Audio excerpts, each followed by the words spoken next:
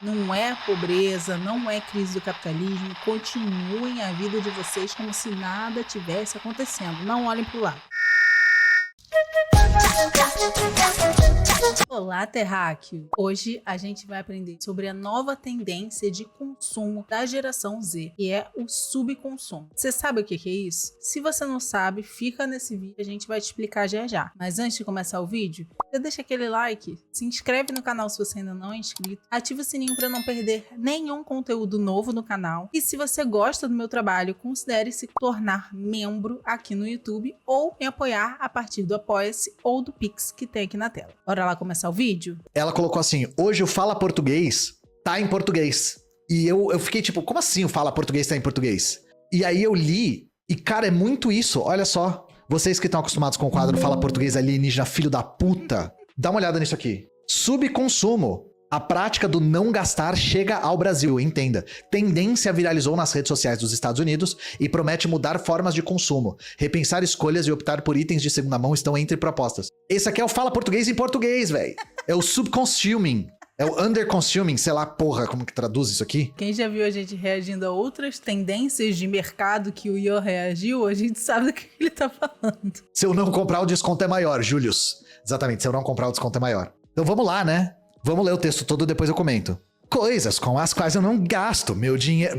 leia isso com aquela voz do TikTok, sabe? Aquela voz automática. Coisas com as quais eu não gasto meu dinheiro. Essa frase começa a aparecer nos meios digitais, seguida de algumas listas, principalmente de artigos considerados de luxo ou descartáveis. Ela é a base de um movimento, hein? Chamado subconsumo, que prega, entre outras ações, optar por produtos de segunda mão. A tendência viralizou há cerca de 6 meses, de forma orgânica, nas redes sociais dos Estados Unidos e chega ao Brasil com a promessa de mudar a forma de consumir. Nos conteúdos, jovens da geração Z, nascidos entre 97 e 2012, elogiam o ato de comprar somente o necessário e utilizar o que tem. Abre aspas. As gerações Z e Alpha começaram a questionar as formas de consumo, fecha aspas. Explica a jornalista, mestre em gestão e tecnologia ambiental e colunista da rádio CBN, Rosana Jatobá. As gerações tiveram que repensar o seu consumo ou o capitalismo tardio já está tão avançado que as populações da geração Z e Alpha não estão conseguindo consumir o quanto eles gostariam porque não tem dinheiro. Eu acho que essa explicação faz mais sentido, né? E aí a gente vê coisas como tem acontecido nos últimos anos e que a galera tá adorando reagir a programas tipo Mukiranas, que é uma galera que faz absurdos para sobreviver com o mínimo. Isso, gente, nada mais é do que a romantização de uma vida sem condições dignas de se viver. Bom, e que é culpa do capitalismo, que as pessoas não conseguem ter o vislumbre de que a culpa é do capitalismo, acabam botando essa culpa no indivíduo e procurando essas formas alternativas de viver. Abre aspas. Quando se faz a aquisição de um produto novo, você compra um pedaço do meio ambiente. Afinal, há todo um processo de produção daquele objeto antes que ele chegue até você, fecha aspas. Comprar faz parte do modelo econômico mundial baseado no capitalismo e nas aquisições. Quando se usa as redes sociais, os produtos saltam aos olhos. Aqui estão os dados sobre o Brasil. A ideia de não comprar se origina na consciência socioambiental, da crise econômica ou da falta de organização financeira desses jovens. De repente, comprar demais não faz mais sentido. Eles preferem repensar e analisar o que já possuem para evitar o consumo desnecessário. A ideia do não comprar se origina da consciência socioambiental. Confia. E aí, como eu falei, eles vão culpabilizar o indivíduo da crise econômica. Segundo fator é a crise econômica, não é o primeiro. Ou da falta de organização financeira desses jovens. Ou seja, se você é um jovem que ganha relativamente bem e você não está conseguindo consumir, a culpa é sua que não está se organizando financeiramente o suficiente. Cara, sério, é cada coisa que chega a ser piada, né? Fora que, ok, você tentar repensar o seu consumo para você diminuir as questões ambientais, para você tentar ter um consumo mais consciente. Ok, gente, tá tudo bem você pensar assim. Só que a gente já falou inúmeras vezes aqui neste canal que não existe consumo ético no capitalismo. Não existe consumo ético no capitalismo, porque se você parar de comprar, vai ter outra pessoa que vai estar comprando, vai ter uma empresa na que vai estar comprando e vai ter uma empresa na que vai estar produzindo caralhadas de roupas Por um lado, se tem essa tendência da geração Z e alfa de não consumo, existe toda uma outra geração que tem mais grana que estimula o tempo inteiro a lógica de consumir cada vez mais. Essa galera que usa Griffiths, a DK, Malu Borges, Virgínia, toda essa galera tá sempre nas redes sociais incentivando, toda vez que sai uma bolsa nova, alguma coisa, uma maquiagem, elas estão provando, estão incentivando as pessoas a comprarem. Então,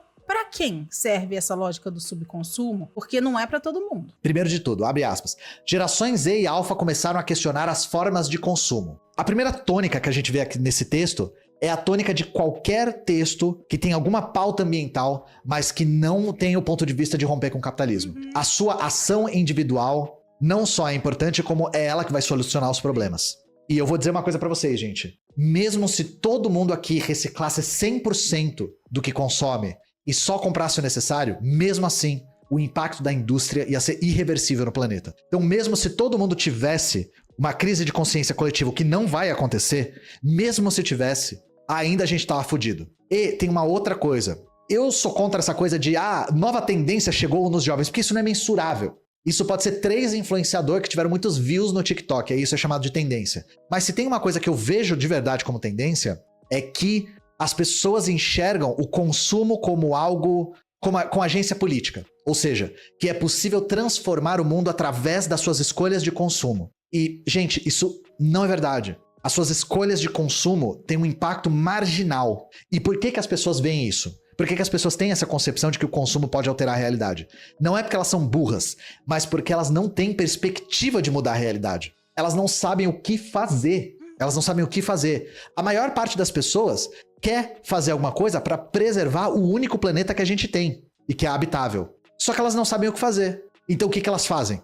Elas vão fazer o que elas fazem de melhor, consumir. Consumir diferente e achar que vão ter um impacto político através do consumo, através de um boicote, através de uma troca de consumir coisas orgânicas por uma postura política. E olha só, outra citação. Quando se faz a aquisição de um produto novo, você compra um pedaço do meio ambiente. Gente, talvez a geração millennial seja a primeira que já cresceu desde a mais tenra infância com eco-ansiedade. Já cresceu sabendo que o planeta estava indo pro buraco. E essa eco-ansiedade, ela causa muitas consequências na cabeça das pessoas.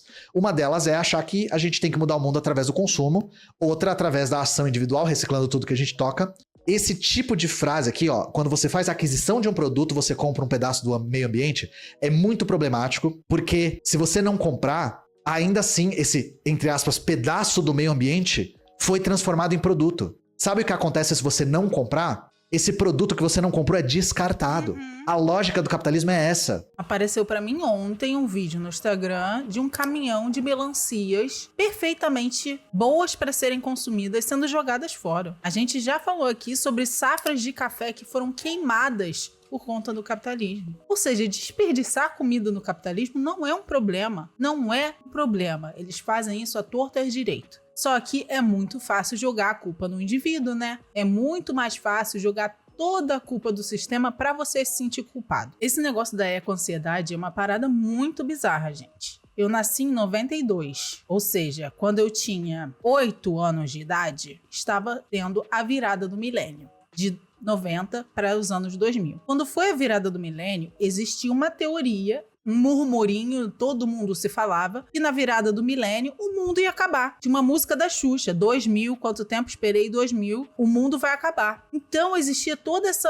Imagina, uma criança de 8 anos de idade que ouvia quase todo o santo dia da sua vida e, imagina, no ano de 99, eu na minha escola, todos os dias alguém virava, no ano novo o ano vai acabar, hein? Nesse ano, gente, foi o ano que eu tive a minha primeira crise de pânico, crise de ansiedade, pequena, 8, 9 anos de idade. Que eu não conseguia respirar, eu achava que se eu dormisse eu ia morrer, que eu não ia acordar no dia seguinte. Quando eu era dessa idade, 9, 10, 12 anos, se eu ouvisse alguém falando do mundo acabar, eu desabava a chorar e ficava ansiosa de ter crise de pânico. Então isso me afeta desde que eu era uma criança. Isso não é saudável. E você está transferindo toda a culpa de um sistema falido, que é quem destrói o meio ambiente, quem está destruindo e quem está deixando a terra esquentar tudo que está acontecendo com o meio ambiente é culpa do capitalismo. Não é nossa culpa. Não é culpa dos indivíduos. Assim como o Ian falou, se 100% das pessoas começassem a reciclar o lixo, não ia adiantar. Entende como é muito mais fácil transferir a culpa para o indivíduo, para indivíduos que já vão crescer quebrados e com essa eco-ansiedade. E aí vão ser adultos que já vão estar ansiosos desde a infância por causa disso. Entende como o sistema capitalista, ele gera tantas preocupações e tantas coisas que fazem mal para nossa saúde que a gente não consegue nem contabilizar tudo isso. Ela não trabalha com consumo sob demanda. O capitalismo é um modo de produção irracional. Então, você comprando ou não, esse produto foi manufaturado. A única diferença é se ele vai ser descartado ou vai se tornar em capital. O exemplo dos bonecos Funko é exatamente esse. Porque as pessoas deixaram de comprar os Funko, não significa que eles deixaram de ser feitos. Eles foram descartados. Essa é a lógica do capitalismo. Quando um produto não dá lucro, ele é descartado. Então essa natureza foi, digamos assim, privatizada, ela foi comprada da mesma forma. Entendem, gente? Então por isso que eu tô falando que o problema é a lógica interna da mercadoria. Outra citação aqui. A ideia do não comprar se origina na consciência socioambiental, da crise econômica ou da falta de organização financeira desses jovens. Gente, pelo amor de Jesus Cristinho, a maior parte da humanidade já vive em subconsumo compulsório. É subconsumo por causa de uma coisa chamada pobreza. Não sei se vocês conhecem. Falta de organização financeira de cu é rola. Quando a gente tem uma crise tal qual a gente está vivendo, a geração mais recente que está ingressando no mercado de trabalho é sempre a mais prejudicada. Quem está entrando, os jovens que estão começando a trabalhar, geralmente são os primeiros a serem superexplorados. Bem na nossa vez de ser adulto, né? E não é coincidência que são os que votam em peso no fascismo. No caso da Argentina, isso foi patente, gente. Os jovens argentinos que estão trabalhando que nem uns animais, que não estão conseguindo sobreviver com dignidade, votaram em peso no Milei por conta do discurso que o fascismo tem de apresentar alguma mudança radical. Então, falta de organização financeira... Gente, é pobreza. É pobreza. As pessoas consomem assim por causa de pobreza, tá? Elas compram coisa usada porque elas são pobres. Elas compram carro, roupa usada, porque elas são pobres. E vocês querem ver um exemplo disso? E ter tudo o que quis, né? Vacilação. Pra quem nasceu rico é fácil falar que é ostentação. Pra quem nasceu rico é muito fácil. É muito fácil falar que tem funk ostentação, e que o rap é ostentação, e que a gente só quer ostentar. É muito lindo pra quem nasceu com tudo na mão. É muito lindo pra quem sempre teve tudo que quis. Agora, pra gente que não pode ter o que quer, é muito difícil a gente viver nesse subconsumo a vida inteira. Então, assim, nem faz sentido isso que o artigo tá falando, né? Vocês querem ver um exemplo de subconsumo compulsório? Sonho americano, brasileiros moram em carro e buscam comida no lixo dos Estados Unidos. Vocês acham que isso aqui é subconsuming? Vocês acham que isso aqui é uma tendência, trend? É pra fazer vídeo que dá hype? Não, é um negócio chamado pobreza. Comer comida do lixo é pobreza, é falta de acesso à comida. Vamos lá, abre aspas. Brasileiros que vivem como imigrantes nos Estados Unidos têm registrado em vídeo rotinas incomuns para economizar dinheiro com alimentação e moradia no país. Enquanto uma estudante divulga gravações em que aparece mergulhando em lixeiras de supermercado em busca de alimento, o entregador de aplicativo conta como é morar no próprio carro. Gente, eu vou falar uma coisa pra vocês. Pra mim, gente comendo do lixo não é incomum. Não é incomum. Aqui em São Paulo, eu vejo muita gente comendo coisa do lixo, tá? Gente, eu até acho que já postei uma thread há um tempo atrás falando disso. Do quanto eu tenho percebido que ao longo do último ano, o número de catadores de lixo que tem tido aqui na minha rua, que antigamente era 1, 2, tem aumentado cada vez mais. É dia de lixo, eu vou passear com o Theo de manhã, eu já vejo 5, 6, todo mundo catando comida no lixo, catando tralha no lixo, com os seus carrinhos, com saco, catando coisa. Isso, todo mundo que vive aqui no Brasil, que vive em bairro pobre, tá ligado nisso e é normal na nossa rotina. Normal não quer dizer que a gente naturaliza, quer dizer que é frequente, tá? Não que é uma coisa que a gente acha incrível, maneiro. Só que a gente está vendo que acontece e acontece cada vez mais. Isso é culpa das pessoas que estão catando lixo lá, tadinhos? É o subconsumo que elas estão querendo? Ou é a pobreza que elas estão, que elas não têm o que fazer a não ser catar comida no lixo? Tampouco eu acho que isso é para economizar dinheiro. Isso é porque você não tem dinheiro. Sabe o nome disso aqui? Romantização da pobreza. Romantização da pobreza. Veja a nova tendência hype de comer coisas que as outras pessoas jogaram fora. Veja a nova tendência hype de morar no seu carro porque você não consegue pagar aluguel. Sim. Abre aspas, brasileira começou a buscar alimentos descartados na saída de grandes mercados há 3 anos. Me disse isso é incomum. Você que mora no Brasil me disse isso é incomum. Moradora de Massachusetts, Renata Mirelli, conta em um vídeo publicado no seu canal do YouTube com mais de 120 mil inscritos que resolveu aderir à prática, apelidada de dumpster diving. Mergulho na lixeira em tradução livre, por influência de outros moradores da região onde vive. Também conhecido como pobres, pessoas pobres que têm que comer do lixo porque não conseguem comprar comida. Gente, eu pergunto pra vocês, olhando no olho de vocês, vocês acham que as pessoas iam precisar pegar comida da lixeira se elas tivessem acesso a comida barata ou acessível? Ou até gratuita? Você acha que isso aqui se chama economizar? Isso aqui não é economizar, tá, gente? Isso aqui não é o canal, o programa Mukiranas do Discovery Home and Health. O outro aqui. De um estacionamento em uma cidade na Califórnia, brasileiro gravou as vantagens de morar no próprio carro. Entregador de delivery, Fernando Lopes lista na gravação que considera os prós de dormir e acordar todos os dias há quase 2 anos em seu veículo de trabalho. Não sei se foi o que a gente viu, mas a gente assistiu um react do Luigi que era exatamente isso, né? Eram os 5 contras de morar no carro. Só 5. De trabalho. A dificuldade de se legalizar aqui é grande. Então a gente tem de aproveitar para fazer dinheiro. E eu acho que morar no carro é uma alternativa. Uma alternativa ao quê? Há um quarto na Califórnia que custa $800 em média. Não é vantagem, gente. Não é vantagem. É pobreza. Aí ele diz, isso aqui é de partir o coração. Ele fala assim, se eu tivesse uma cama, tô parafraseando aqui, se eu tivesse uma cama, às vezes você acorda na cama e fala, nossa, mais 12 horas de trabalho hoje, pô, deu uma preguiça, eu vou ficar aqui. E ele fala que no carro, porque o carro é desconfortável, ele não fica com vontade de ficar mais tempo dormindo. Bicho, abre aspas pra ele, já no carro isso é difícil de fazer. E você está economizando 800 e se colocando numa situação de vou pular do carro e vou pra luta fazer dólar. Cara, você tá dormindo no É ele mesmo. carro. O meu caso, acordo 5 para 7 da manhã. Se você tá num quarto, você acordou, cara, de repente bate uma depresinha aqui com quase todo mundo, cara, é inevitável. Poucas pessoas fogem disso. Uma depresinha assim de, poxa, mais um dia, 12 horas. Então bate uma depresinha. Se você tá num quarto, poxa, cama e tal, gostosinho e tal. Poxa, acho que hoje eu não vou não. Ah, vou depois do almoço. Ah, vou enrolar mais um pouco. Cara, no carro isso é difícil fazer. Então, querendo ou não, você se coloca numa condição, você tá economizando 800 e tá se colocando numa condição de tipo assim, cara, eu acordo 5 para 7 da manhã, já bate o sol no carro. Você fala, cara, eu não tô na minha casa, eu não tô no meu país, eu não tô na minha cama, eu não tô perto da minha família, dos meus amigos. Cara, vou pular do carro e vou pra luta, vou fazer dólar. Entendeu? Então, querendo ou não, mexe com o seu psicológico. Fala, cara, eu tô aqui é pra guerra, irmão.